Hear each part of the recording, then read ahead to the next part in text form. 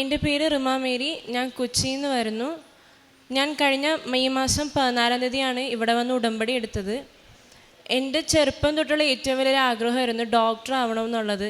ഞാൻ എൻ്റെ text ബുക്കിലും not ബുക്കിലൊക്കെ ഇങ്ങനെ എഴുതി വെക്കുമായിരുന്നു, ഡോക്ടർ റിമ മേരി എന്നൊക്കെ പറഞ്ഞ്. എപ്പോഴും ഞാൻ പറഞ്ഞു, എൻ്റെ വീട്ടുകാരോടും ഞാൻ പറയുന്നത്, പപ്പയോടും അമ്മയോടും എൻ്റെ ചേച്ചിനോടൊക്കെ ഞാൻ പറയായിരുന്നു ചെറുപ്പം തൊട്ട് എനിക്ക് ഡോക്ടർ ആവണമെന്ന്.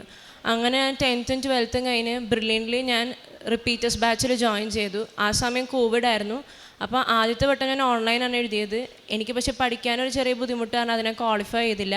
പിന്നെ ഞാൻ റിപ്പീറ്റ് ചെയ്തു. അത് ബ്രില്യൻ്റിൽ ഞാൻ പാലയിൽ പോയി ജോയിൻ ചെയ്തു. അതും എനിക്കെന്തോ ഒരു ശരീരാസ്വസ്ഥത കാരണം, മൊത്തത്തിലൊരു പ്രശ്നങ്ങൾ കാരണം എനിക്കത് ചെയ്യാൻ പറ്റിയില്ല.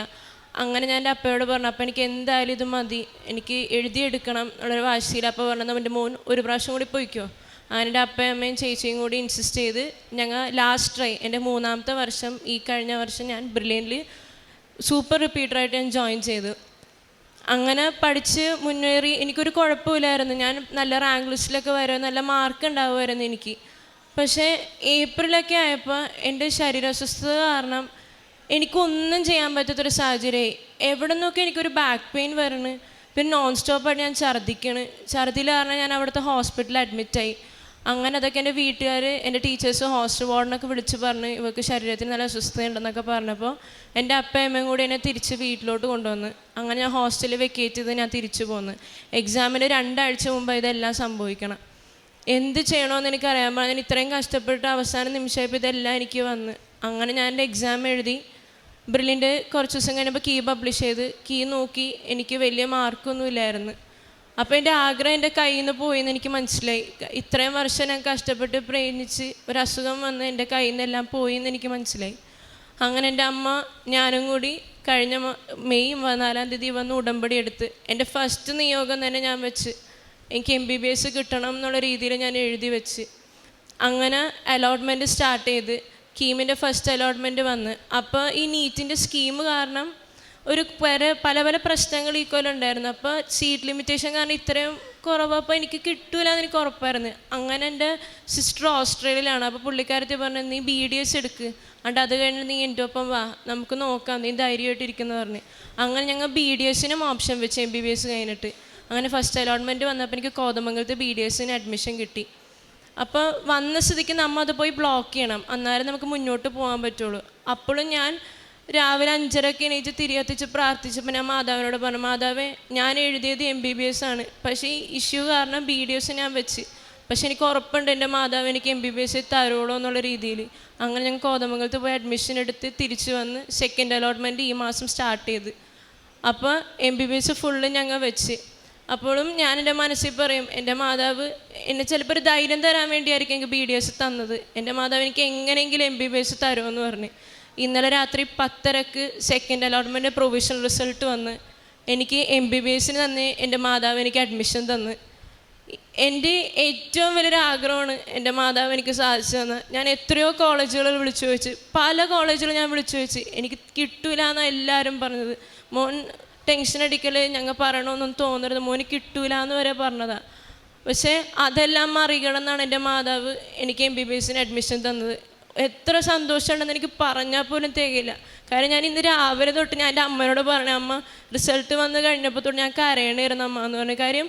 എൻ്റെ ഏറ്റവും വലിയൊരു ആഗ്രഹം എൻ്റെ പേരിൻ്റെ ഒപ്പം ഇനി MBBS എന്നുള്ള ഗ്രാജുവേറ്റ് എന്നുള്ളൊരു അക്ഷരം പോലെ എൻ്റെ പേരിൻ്റെ ഒപ്പം ഇനി ഉണ്ടാവും. അതുപോലെ തന്നെ വേറൊരു നിയോഗമായിരുന്നു എൻ്റെ ചേച്ചീനെ പറ്റി. എൻ്റെ ചേച്ചി ഓസ്ട്രേലിയയിൽ ഇപ്പം മാസ്റ്റേഴ്സിന് പഠിക്കുകയാണ്. പുള്ളിക്കാരത്തി ഒരു 10 മാസമായി ഇപ്പോൾ ഓസ്ട്രേലിയയിൽ പഠിക്കുകയായിരുന്നു പുള്ളിക്കാരത്തി. വേറെ കുഴപ്പങ്ങളൊന്നുമില്ല. പക്ഷേ എൻ്റെ ചേച്ചിക്ക് പഠിക്കാൻ വളരെ ബുദ്ധിമുട്ടായിരുന്നു. അവരുടെ സിലബസായിട്ട് കോപ്പപ്പ് ചെയ്യാൻ വളരെ ബുദ്ധിമുട്ടായിരുന്നു എൻ്റെ സിസ്റ്ററിന്. അങ്ങനെ എൻ്റെ ചേച്ചി പഠിച്ചു തുടങ്ങി. ഫസ്റ്റ് സെമിസ്റ്റർ കഴിഞ്ഞ് കുഴപ്പമൊന്നുമില്ലായിരുന്നു. പക്ഷേ സെക്കൻഡ് സെമസ്റ്റർ സ്റ്റാർട്ട് ചെയ്തപ്പോൾ പുള്ളിക്കാരത്തിക്ക് ഒരു അസൈൻമെൻ്റ് ഒരു ഇഷ്യൂ സ്റ്റാർട്ട് ചെയ്ത്. അതെന്താണെന്ന് വെച്ചാൽ പുള്ളിക്കാരത്തി അസൈൻമെൻറ്റ് ലാപ്ടോപ്പിൽ ചെയ്യുമ്പോൾ ചെയ്തു തുടങ്ങും, ലാപ്ടോപ്പ് ഓഫാവും. പിന്നെയും പുള്ളിക്കാരത്തി ചെയ്തു തുടങ്ങും, ലാപ്ടോപ്പ് ഓഫാവും. അങ്ങനെ ചെയ്ത് പുള്ളിക്കാരത്തി വളരെയധികം ടെൻഷൻ അടിച്ചത് എന്താ സംഭവം എന്ന് പോലും പുള്ളിക്കാരത്തിക്ക് മനസ്സിലാവണില്ല. അങ്ങനെ നിന്നപ്പോൾ ചേച്ചിയുടെ വേറെ 2 ഫ്രണ്ട്സ് വന്ന്, നീ ഒരു കാര്യം ചെയ്യും, എൻ്റെ ലാപ്ടോപ്പിൽ, ഞങ്ങളുടെ ലാപ്ടോപ്പിലും കൂടി നീ ഒന്ന് ചെയ്ത് നോക്കുമെന്ന് പറഞ്ഞ്. എൻ്റെ ചേച്ചിയുടെ അസൈൻമെൻറ്റ് ഇവരുടെ ലാപ്ടോപ്പിൽ ഒന്ന് ചെയ്ത് തുടങ്ങുമ്പോഴത്തേക്കും അത് അവരുടെ ലാപ്ടോപ്പും ഓഫായി പോകും. ഒരു ഐഡിയയും കിട്ടണത് എന്താ ഇങ്ങനെയൊക്കെ സംഭവിക്കണം എന്നുള്ളത്. പുള്ളിക്കാരത്തി മാനസികമായി തകർന്നിരിക്കണം. കാരണം ഇത് ചെയ്ത് വന്നപ്പോൾ സമയം കഴിഞ്ഞ് ഒരു ദിവസവും കൂടി ഉള്ളൂ. ഈ അസൈൻമെൻറ്റ് എങ്ങനെ ചേച്ചി പാസ്സായില്ലെങ്കിൽ ചേച്ചി ഇത് ഫെയിലാവും, ഈ സെമ്മ് ഫെയിലാവും. അപ്പോൾ നമ്മത് എഴുതിയെടുക്കണമെങ്കിൽ അടുത്ത കൊല്ലം ജൂലൈയിലാണ് ഇതുള്ളത്.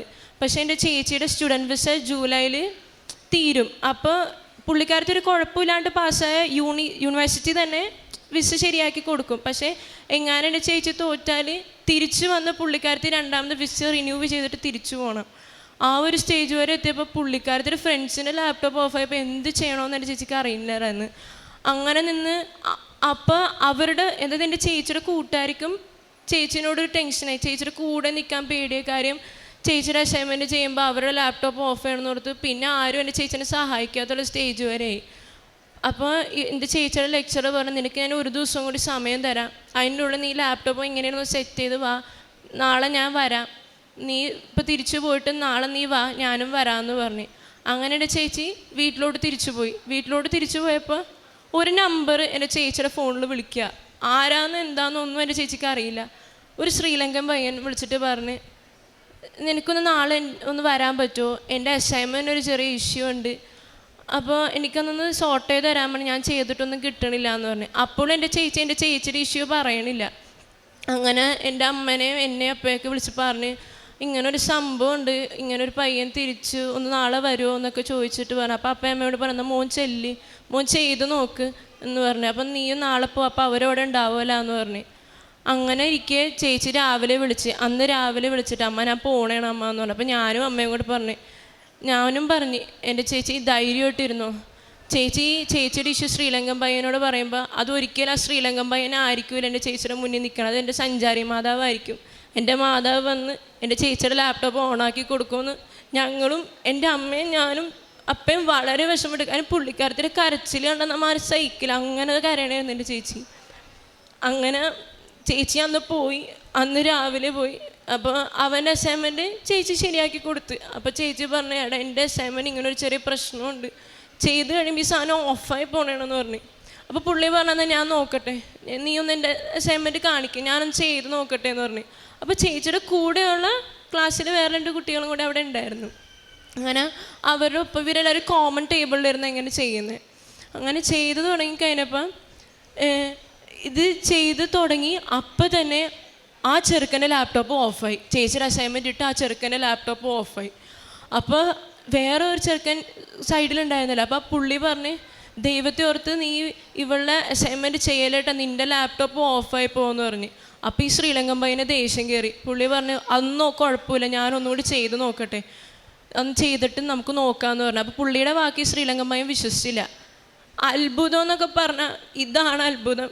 പുള്ളി രണ്ടാമത് എൻ്റെ ചേച്ചിയുടെ അസൈൻമെൻറ്റ് ലാപ്ടോപ്പിലിട്ട് അസൈൻമെൻറ്റ് സെറ്റായി എൻ്റെ ചേച്ചി സെക്കൻഡ് സെമ്മ് പാസ്സായിട്ട് തിരിച്ചു വന്ന്. ഇപ്പോൾ എൻ്റെ ചേച്ചി ഈ ആഴ്ച കഴിയുമ്പോൾ സെക്കൻഡ് സെമ്മ് പാസ്സാണ്. അസൈൻമെൻറ്റ് എങ്ങനെ എൻ്റെ ചേച്ചി തോറ്റിരുന്നെങ്കിൽ എൻ്റെ ചേച്ചി തിരിച്ചു വരേണ്ട ഒരു സ്റ്റേജായിരുന്നു. അതാണ് എൻ്റെ സഞ്ചാരി മാതാവ് അവിടെ. എനിക്കിപ്പോഴും ഉറപ്പുണ്ട് അത് ശ്രീലങ്കൻ പയ്യനല്ല, എൻ്റെ മാതാവാണ് അവിടെ വന്നത്, എൻ്റെ ചേച്ചിയുടെ അസൈൻമെൻറ്റ് ഓപ്പൺ ആക്കി കൊടുത്തത്. അതും എൻ്റെ ചേച്ചിയുടെ ലാപ്ടോപ്പിലല്ല, ശ്രീലങ്കൻ പയ്യൻ്റെ ലാപ്ടോപ്പിലാണ് എൻ്റെ ചേച്ചിയുടെ അസൈൻമെൻറ്റ് അത് ഓപ്പൺ ആക്കി കൊടുത്തത്. പിന്നെ അതുപോലെ തന്നെ എൻ്റെ അമ്മ കഴിഞ്ഞ 7-8 വർഷമായിട്ട് ഇയർ ബാലൻസിൻ്റെ ഇഷ്യൂസ് കാരണം വളരെ ബുദ്ധിമുട്ടുന്നൊരു വ്യക്തിയാണ് എൻ്റെ അമ്മ. ഏതൊക്കെ ഹോസ്പിറ്റലിൽ കാണിച്ചിട്ട് ആരെ കാണിച്ചിട്ട് ലാസ്റ്റ് ഹോമിയോ കാണിച്ച് ആയുർവേദം കാണിച്ച് ഒരു രീതിയിൽ എൻ്റെ അമ്മ ശരിയാവണില്ലായിരുന്നു. എന്താ പ്രശ്നമെന്ന് അറിയാൻ പാടില്ല, ഇത് എക്സ്ട്രീം സ്റ്റേജായി. അങ്ങനെ നിൽക്കുമ്പോൾ ലാസ്റ്റ് ഞാൻ അമ്മയും ഞാനും അപ്പയും കൂടി തീരുമാനിച്ച് ലേക്ക് ഷോറിൽ കൊണ്ട് കാണിച്ച് അവിടെ ഒരു ENT എൻ്റെ അമ്മയ്ക്ക് കൺസൾട്ടേഷൻ എടുത്ത് കാണിച്ചപ്പോൾ പുള്ളിക്കാരത്തിനോട് നമുക്ക് കാര്യങ്ങളെല്ലാം അവതരിപ്പിച്ച് ഇത്രയും വർഷമായിട്ടുള്ളതാണെന്ന് ഒട്ടും മാറണില്ല, എൻ്റെ അമ്മനെ വിട്ട് പോകണില്ല ഈ അസുഖം. അതായത് നിപ്പിൽ നോൺ സ്റ്റോപ്പ് ഛർദിലെന്നൊക്കെ പറഞ്ഞാൽ നമുക്ക് ഇത്രയും കിലോമീറ്റർ സ്പീഡിൽ തലയൊക്കെ കിടന്ന് കറങ്ങും. വളരെ ബുദ്ധിമുട്ടായിരുന്നു എൻ്റെ അമ്മക്ക്. അപ്പോൾ എല്ലാം ഞങ്ങൾ ഈ ഡോക്ടറിനോട് പറഞ്ഞു ഇതൊക്കെയാണ് പ്രശ്നം എന്നുള്ളത്. അപ്പോൾ ഡോക്ടർ പറഞ്ഞ് ഇതെന്തോ തലയ്ക്ക് എന്തോ പ്രശ്നമാണെന്ന് പറഞ്ഞു. അപ്പോൾ തലയുടെ പ്രശ്നമാകുമ്പോൾ MRI ആണല്ലോ പറയണം. അപ്പോൾ ഡോക്ടർ MRI പറഞ്ഞിട്ട് അത് നമ്മുടെ ഈ ചെവിയുടെ അവിടെയുള്ള 2 നരമ്പുകൾ ഇങ്ങനെ കൂട്ടി നിന്നൊരു കോയിൽ പോലെ ബാക്ക് സൈഡ് ഒരു കോർണറിൽ അങ്ങനെ കിടക്കുന്നുണ്ടോ എന്ന് ഡോക്ടറിനൊരു ഡൗട്ട് ഉണ്ടെന്ന് പറഞ്ഞു. അപ്പോൾ അത് അങ്ങനെയാണെങ്കിൽ ഒബ്വിയസ്ലി ഒരു സർജറി ആയിരിക്കുമല്ലോ പറയണത്. അപ്പോൾ പുള്ളിക്കാരത്തിനോട് ഞങ്ങൾ ചോദിച്ചു, അല്ലാണ്ട് ഡോക്ടർ ഒരു ഉറപ്പ് പറയാൻ പറ്റുമെന്ന്. അപ്പോൾ ഡോക്ടർ നമുക്ക് MRI എടുത്ത് നമുക്ക് പറയാമെന്ന് പറഞ്ഞു. അങ്ങനെ എൻ്റെ അമ്മക്ക് ഭയങ്കര പേടിയായി. കാര്യം അങ്ങനെ എങ്ങനെയാണെങ്കിൽ ഒബ്വിയസ്ലി സർജറി ആയിരിക്കുമല്ലോ അവർ പറയുന്നത്. അങ്ങനെ നിന്നപ്പോൾ പിറ്റേ ദിവസം സർജറി ഡേറ്റിൽ MRI എടുക്കുന്ന ഡേറ്റിൽ ഞങ്ങൾ പോയി. അപ്പോൾ അന്ന് എൻ്റെ അപ്പയുടെ സിസ്റ്ററും മകളും ഞങ്ങളൂടെ വന്നിട്ടുണ്ട്. കാരണം എൻ്റെ അമ്മക്ക് അത്ര പേടിയായിരുന്നു, എന്തായിരിക്കും എന്ന് ഓർത്തിട്ട്. പുള്ളിക്കാരത്തേക്കും ഭയങ്കര പേടിയായിരുന്നു. അങ്ങനെ ഞാൻ എൻ്റെ അമ്മയ്ക്ക് ഉപ്പ് കൊടുത്ത്, പിന്നെ അതുപോലെ തന്നെ മാതാവിൻ്റെ തൈലവും അമ്മയുടെ തലയുടെ ഭാഗത്ത് പുരട്ടിയിട്ട് ഞാൻ അമ്മയോട് അമ്മ ധൈര്യമായിട്ടിരുന്നു, അങ്ങനെയൊന്നും ഒരിക്കലും MRIയിൽ വരൂല എന്ന് പറഞ്ഞു. അത്ഭുതം എന്ന് പറയട്ടെ, അന്ന് വൈകുന്നേരം തന്നെ MRIയുടെ റിസൾട്ട് വന്ന്. അങ്ങനെ ഒരു കുഴപ്പം, അങ്ങനെ ഒരു കോയിൽ രൂപത്തിൽ ഒരു നെർവ്സ് പോലും അങ്ങനെ ഇല്ലായിരുന്നു. എൻ്റെ അമ്മയുടെ തലയിൽ കുറച്ച് ഫ്ലൂയിഡ്, ചെവിയുടെ ഭാഗത്ത് ഫ്ലൂയിഡിൻ്റെ എമൗണ്ട് കൂടുതലായതുകൊണ്ട് ബുദ്ധിമുട്ടാണെന്ന് പറഞ്ഞു. ഇപ്പോഴും എൻ്റെ അമ്മ മെഡിസിൻ കഴിക്കുന്നുണ്ട്, പക്ഷെ നമുക്ക് നല്ല കുറവുണ്ട് എൻ്റെ അമ്മയ്ക്ക്. അല്ലാണ്ട് പണ്ടത്തെ പോലത്തെ ഇഷ്യൂ ഒന്നും പിന്നെ എൻ്റെ അമ്മയ്ക്ക് വന്നിട്ടില്ല. എൻ്റെ മാതാവ് ഈ 3 നിയോഗങ്ങളാണ് ഞാൻ ആദ്യം വെച്ചത്. അത് 3 എൻ്റെ മാതാവ് സാധിച്ചത്. പിന്നെ അത് കഴിഞ്ഞിട്ടുള്ള 3 എന്ന് പറഞ്ഞാൽ എൻ്റെ ഒരു കൂട്ടുകാരൻ ഇതുപോലെ എന്നെപ്പോലെ മാർക്ക് പറഞ്ഞിട്ട് അവനും MBBS കിട്ടാൻ പാടായിരുന്നു. അപ്പോൾ ഞാനിവിടെ ഉടമ്പടി എടുത്ത ദിവസം എൻ്റെ അമ്മ രാവിലെ എന്നെ വിളിച്ച്, ഞാനിവിടെ രാവിലെ വന്ന് ഉടമ്പടി എടുത്ത. അപ്പോൾ പറഞ്ഞു, മോനെ ഞാൻ ലിസ്റ്റൊക്കെ കൊടുത്തിട്ട് ഞാൻ പറഞ്ഞ ആൻറ്റി ധൈര്യമായിട്ടിരുന്നോ, ഇവൻ്റെ പേരിൽ ഞാൻ മാതാവിനോട് പറഞ്ഞിട്ടുണ്ട്, ഇവനും കിട്ടും അഡ്മിഷൻ. അങ്ങനെ അവനും കോഴിക്കോടുള്ളൊരു മെഡിക്കൽ കോളേജിൽ അവനും അഡ്മിഷൻ കിട്ടി. എത്ര നന്ദി പറഞ്ഞാലും തീരുവില്ല എൻ്റെ മാതാവിനോട്. ഒരുപാട് നന്ദിയുണ്ട് എൻ്റെ മാതാവിനോട്. ഇത്രയും വലിയ അനുഗ്രഹം. ഞാൻ ഉടമ്പടി 26-ാം തീയതി വന്ന് പുതുക്കിയതാണ്. എന്ത് പറഞ്ഞാൽ ഞാൻ നന്ദി പറയും. നന്ദി എന്ന് പറഞ്ഞാൽ അതൊക്കെ ഒരു ചെറിയ വാക്കായി പോകും എൻ്റെ മാതാവിനോട്. അതുപോലെ തന്നെ പ്രേക്ഷിത പ്രവർത്തനമായിട്ട് ഞങ്ങൾ വീട്ടുകാർ ഫുള്ളും എപ്പോഴും ക്യാൻസർ പേഷ്യൻസിനെ എപ്പോഴും സഹായിക്കുന്ന ആൾക്കാർ. എൻ്റെ അപ്പ എൻ്റെ കുഞ്ഞിലെ തൊട്ടേ ക്യാൻസർ പേഷ്യൻസിനെ സഹായിക്കുന്ന ഒരാൾക്കാർ. അത് പിന്നെയും കൂടുതൽ കൊടുക്കാൻ തുടങ്ങി. പിന്നെ ഗവൺമെൻറ് ഹോസ്പിറ്റലിൽ ഞങ്ങൾ ഊണ് കൊണ്ടുപോയി കൊടുത്തിരുന്നു. ആരൊക്കെ നമ്മുടെ വീട്ടിൽ സഹായം ചോദിച്ച് വന്നാലും അതൊക്കെ നമ്മ ഒരു മുടക്കും ഇല്ലാണ്ട് ചെയ്തു കൊടുക്കുമായിരുന്നു. പിന്നെ എനിക്ക് വന്ന മാറ്റം എന്ന് പറഞ്ഞാൽ ഡെയിലി ഇപ്പോൾ ബൈബിൾ വായിക്കും. ആരും എന്നോട് പറയണ്ട ബൈബിൾ വായിക്കാൻ. പിന്നെ ഡെയിലി ഞാൻ കൊന്ത ചെല്ലും. പിന്നെ ഒരു മുടക്കം വരാണ്ട് ഞാൻ പള്ളിയിൽ പോകും. എനിക്ക് ശരീരത്തിന് എത്ര ക്ഷീണമാണെങ്കിലും ഞാൻ ചാടി എറിഞ്ഞിട്ട് പോവും പള്ളിയിൽ. എൻ്റെ ജീവിതത്തിൽ വന്ന ഏറ്റവും വലിയ മാർഗ്ഗമാണ്. എനിക്കിപ്പോൾ 20 വയസ്സായി. എൻ്റെ 20ാമത്തെ വയസ്സിലാണ് ഞാൻ ഒരു മുടക്കവും ഇല്ലാണ്ട് പള്ളിയിൽ പോണത്. എൻ്റെ ജീവിതത്തിൽ വന്ന ഏറ്റവും വലിയൊരു മാറ്റമാണത്. ഇത്രയും വലിയ അനുഗ്രഹം തന്ന എൻ്റെ മാതാവിന് കോടാനുകോടി നന്ദി. 111-ാം സങ്കീർത്തനത്തിൻ്റെ 10-ാം വാക്യത്തിൽ നമ്മളിങ്ങനെ കാണുന്നു, ദൈവഭക്തിയാണ് ജ്ഞാനത്തിൻ്റെ ആരംഭം, അത് പരിശീലിക്കുന്നവർ വിവേകികളാകും. പ്രിയമുള്ളവരെ, റിമാ മേരി എന്ന സഹോദരി തൻ്റെ ഉടമ്പടി ജീവിത സാക്ഷ്യം പങ്കുവെക്കുമ്പോൾ ഈ കുഞ്ഞും നമ്മളോട് പറയുന്നത് തന്നെയാണ്. ദൈവത്തിൽ ആശ്രയിച്ചുകൊണ്ട് ഓരോ പ്രവൃത്തികൾക്കും പോകുമ്പോൾ, ഏതൊരാവശ്യത്തിന് കടന്നു ചെല്ലുമ്പോഴും ദൈവികമായിട്ടുള്ള സാന്നിധ്യവും അഭിഷേകവും ലഭിക്കുന്ന അനുഭവത്തിലേക്ക് ഉടമ്പടി ജീവിതം ഈ സഹോദരിയെ കൂട്ടിക്കൊണ്ടുപോയെന്ന്. ഈ കുഞ്ഞിൻ്റെ MBBSൻ്റെ അഡ്മിഷൻ്റെ കാര്യം ഈ കുഞ്ഞു പറഞ്ഞു. അതുപോലെ തന്നെ ചേച്ചിയുടെ PG അസൈൻമെൻറ്റിൻ്റെ കാര്യത്തിൽ പരിശുദ്ധ അമ്മയോട് ചേർന്ന് നിന്നപ്പോൾ എങ്ങനെയാണ് അത്ഭുതങ്ങളും അടയാളങ്ങളും കാണുവാനായിട്ട് സാധിച്ചതെന്ന് ഈ സഹോദരി നമ്മളോട് പങ്കുവെച്ചു. അതുപോലെ തന്നെ അമ്മയുടെ അസുഖവും കൂട്ടുകാരൻ്റെ അഡ്മിഷൻ്റെ കാര്യവും ഈ കുഞ്ഞ് നമ്മളോട് പങ്കുവെക്കുമ്പോൾ വിവേകത്തോടു കൂടി ദൈവസന്നിധിയിൽ ദൈവത്തിൻ്റെ ജ്ഞാനത്തിന് നമ്മളെ തന്നെ അർപ്പിച്ചുകൊണ്ട് ജീവിക്കുവാനായിട്ട് നമ്മൾ തയ്യാറാകുമ്പോൾ ഉടമ്പടി ജീവിതം അനുഗ്രഹീത ജീവിതമായിട്ട് മാറുമെന്ന് ഈ സഹോദരി നമ്മളെ ഓർമ്മപ്പെടുത്തുകയാണ്. ഉടമ്പടിയിൽ ഏതൊരാവശ്യം നമ്മൾ സമർപ്പിച്ചാലും അത് ദൈവഹിതമാണെങ്കിൽ നമ്മുടെ ജീവിതത്തിൽ നിറവേറ്റപ്പെടുന്ന അനുഭവത്തിലേക്ക് നമുക്ക് കടന്നു വരുവാനായിട്ട് സാധിക്കും. ഈ കുഞ്ഞിനോട് ചേർന്ന് നിന്നുകൊണ്ട് ഈ കുഞ്ഞിൻ്റെ ജീവിതത്തിൽ പരിശുദ്ധ അമ്മ ചൊരിഞ്ഞ എല്ലാ അനുഗ്രഹങ്ങൾക്കും കൃപകൾക്കും നമുക്ക് നന്ദി പറയാം. ഇരു കരങ്ങളും അടിച്ച് ദൈവനാമത്തെ മഹത്വപ്പെടുത്താം. അത്യപൂർവ ദൈവാനുഭവങ്ങൾ ഇനി നിങ്ങൾക്കും സ്വന്തം. ഈ യൂട്യൂബ് ചാനൽ ഇതുവരെ സബ്സ്ക്രൈബ് ചെയ്തിട്ടില്ലെങ്കിൽ ഇപ്പോൾ തന്നെ സബ്സ്ക്രൈബ് ചെയ്യുക. ഈ വീഡിയോ ഇപ്പോൾ തന്നെ നിങ്ങളുടെ സുഹൃത്തുക്കൾക്ക് ഷെയർ ചെയ്തുകൊണ്ട് കർത്താവിൻ്റെ പ്രേക്ഷിതരാകുക.